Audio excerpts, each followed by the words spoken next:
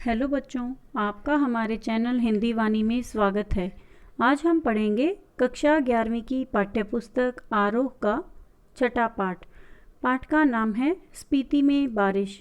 इस पाठ के लेखक कृष्णनाथ जी हैं। स्पीति में बारिश पाठ एक यात्रा वृतांत है। प्रस्तुत पाठ में लेखक कृष्णनाथ जी द्वारा हिमाचल प्रदेश के मध्य में स्थित स्पीति नामक स्थान की यात्रा का वर्णन किया गया है। स्पीति हिमाचल प्रदेश के लाहौल स्पीति जिले की तहसील है। लाहौल स्पीति जिला ऊंचे दर्रों और कठिन पहाड़ी रास्तों से घिरा हुआ है, इसलिए यहाँ परस्पर संपर्क वायरलेस सेट के माध्यम से होता है।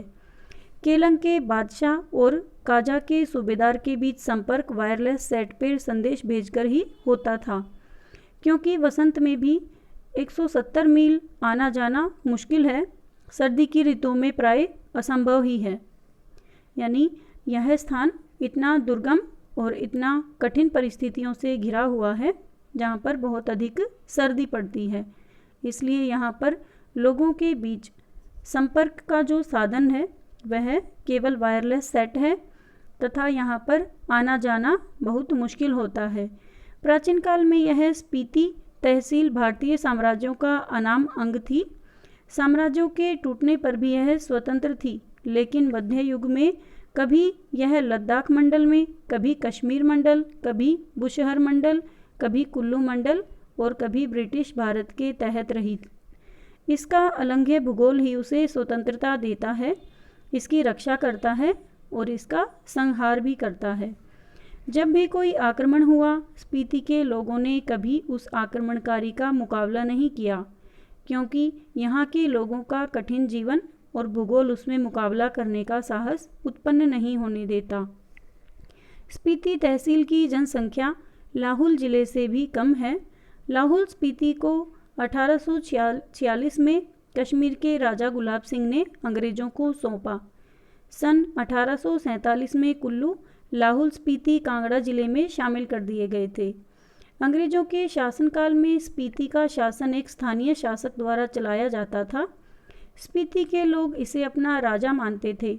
सन 1873 में स्पीति रेगुलेशन पास हुआ। रेगुलेशन के अधीन प्रशासन के अधिकार नौनों को दिए गए। उन दिनों के लाहौल स्पीति का वृत्तांत कांगड़ा जिले के अंतर्गत कुल्लू तहसील में मिलता है। सन 1960 में लाहौल स्पीति पंजाब राज्य के अंतर्गत एक जिला बना दिया गया। सन 1966 में जब हिमाचल प्रदेश राज्य बना तो लाहौल स्पीति उसका उत्तरी छोर का जिला हो गया। यह देश का सबसे दुर्गम क्षेत्र है। यहाँ पर जाना बहुत अधिक कठिन है तथा यहाँ का जीवन जो है, जीवन की परिस्थितियाँ वो भी बहुत मुश्किल हैं। स्पीति 21.42 और 32.59 अक्षांश उत्तर और 77.26 और 78.42 पूर्व देशांतर के मध्य स्थित है। इसके चारों ओर बने पहाड़ों की औसत ऊंचाई 18,000 फीट है। यह पहाड़ स्पीति को पूर्व में तिब्बत, पश्चिम में लाहुल, दक्षिण में किन्नौर और उत्तर में लद्दाख से अलग करते हैं।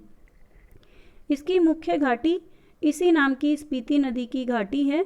स्पीति नदी पश्चिम हिमालय में लगभग 16,000 फीट की ऊंचाई से निकलकर पूर्व में तिब्बत में बहती है।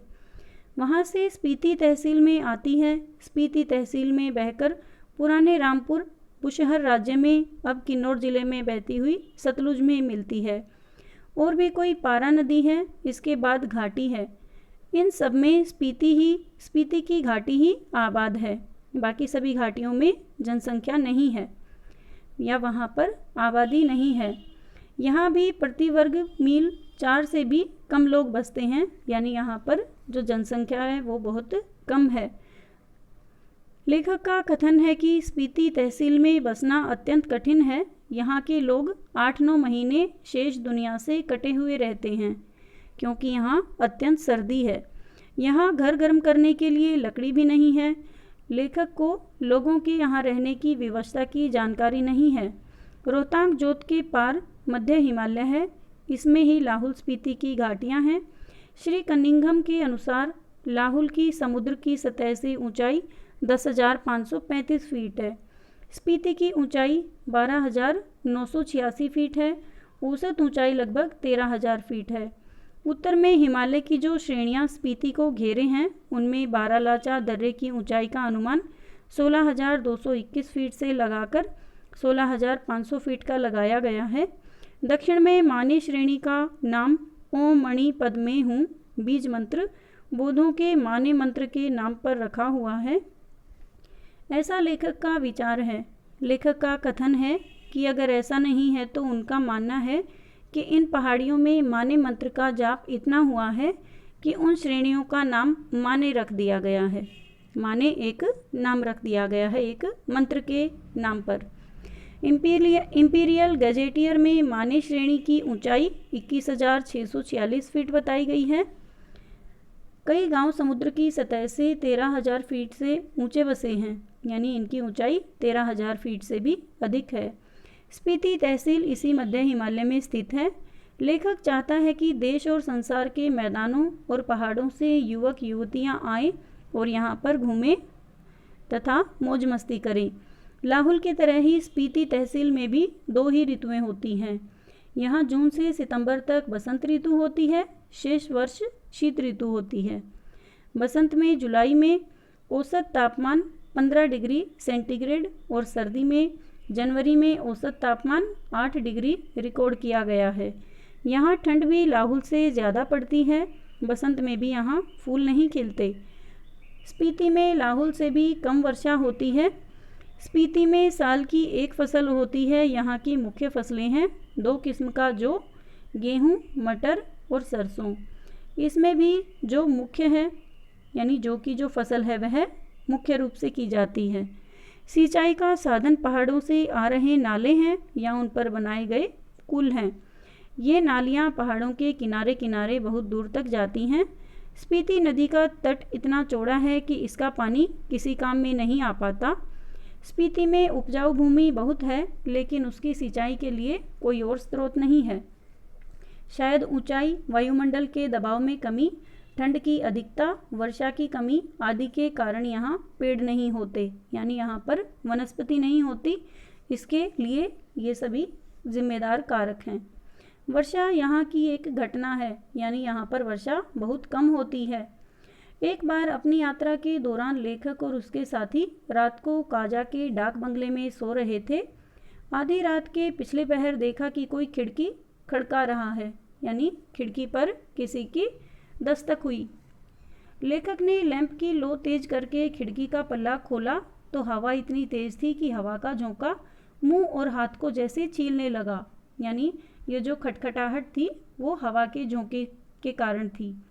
लेखक ने पल्ला भिड़ा दिया, यानी अपनी खिड़की वापस बंद कर दी। पल्ले की आड़ से देखा कि बारिश हो रही थी। लेखक ने खिड़की में से झांक कर देखा कि बारिश हो रही है। लेखक बारिश को देख नहीं रहा था बल्कि सुन रहा था। बारिश की बूंदें गिरने की जो आहट होती है, टप टप की जो आवाज़ होती है, उसे लेखक ने सुना और महसूस किया। अंधेरा, ठंड और हवा का झोंका आ रहा था। स्पीति की घाटी में वर्षा हो रही थी।